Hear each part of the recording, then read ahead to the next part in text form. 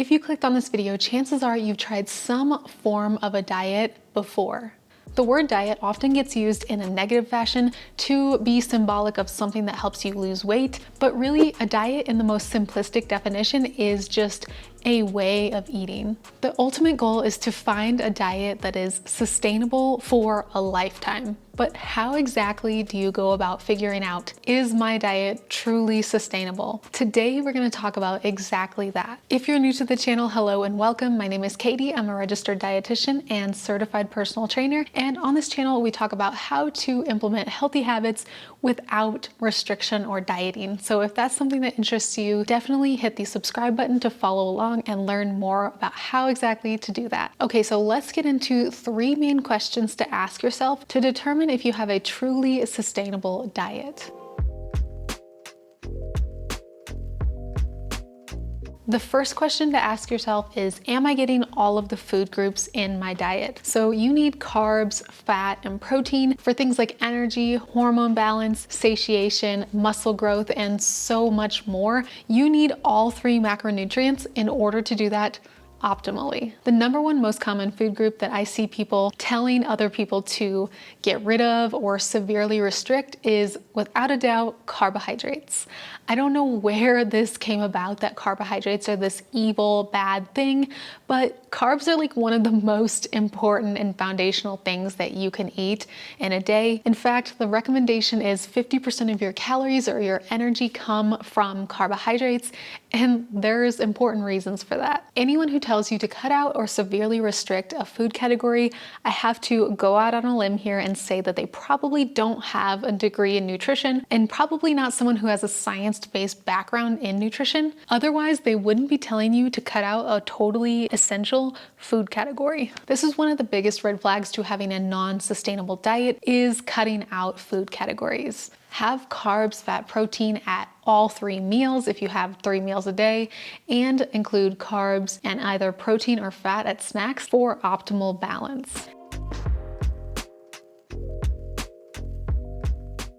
The next question to ask yourself to determine whether or not you have a sustainable diet is, are you including all the foods that you love, or are you just paying attention to some diet or meal plan and what they're telling you is right to eat? Now, of course, it's totally okay to get recommendations from meal plans, recipe books, diet guides. Stuff like that can be a really good foundation to developing healthy habits. Because if you're starting from a place of really not knowing what a balanced diet looks like, you obviously need some help.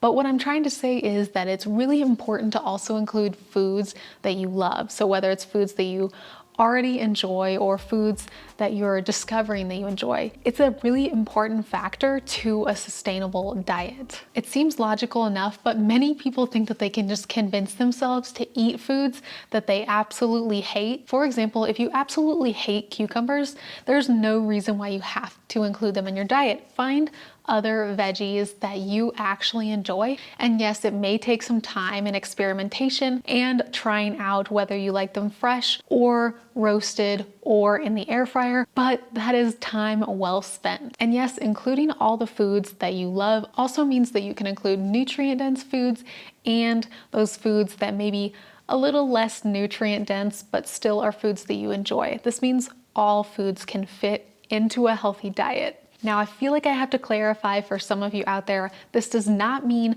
binge eat pastries and donuts all day long. This simply means that banning the foods that are quote unquote unhealthy permanently can actually cause more binge eating as a result. And my number one tip for including treat foods into a healthy and balanced diet is to have those foods that maybe are less nutrient dense at the end of a meal when you're like actually feeling pretty satisfied in terms of hunger, because that's going to help you have a balance of those foods that may be more sweet but really don't have the nutritional balance to where you're staying full and satisfied from them alone. All in all, eat a balance of whole grains, lean proteins, healthy fats, fruits, and veggies, but don't neglect the fact that we are humans and we enjoy novelty. We need a balance of all types of things in our diets to keep it satisfying and sustainable.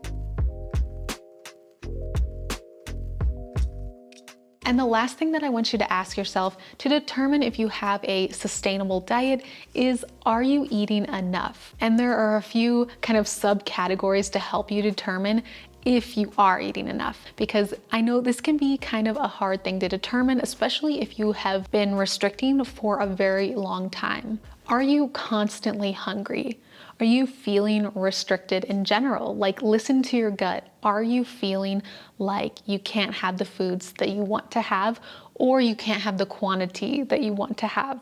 Are you daydreaming about food? And does it kind of consume the thoughts that are in your head all day long? There is a healthy balance of, like, of course, thinking ahead for dinner and maybe planning ahead for the week. That's not necessarily like a disordered thought. But if you, for example, are thinking about food at breakfast, immediately after breakfast, in between breakfast and lunch, right before lunch, in the middle of lunch, and like every single second of every day seems to be consumed with these obsessive thoughts around food, chances are you are not eating enough. In fact, I could probably guarantee it. If you're not eating enough calories, you might also notice that you have really specific cravings.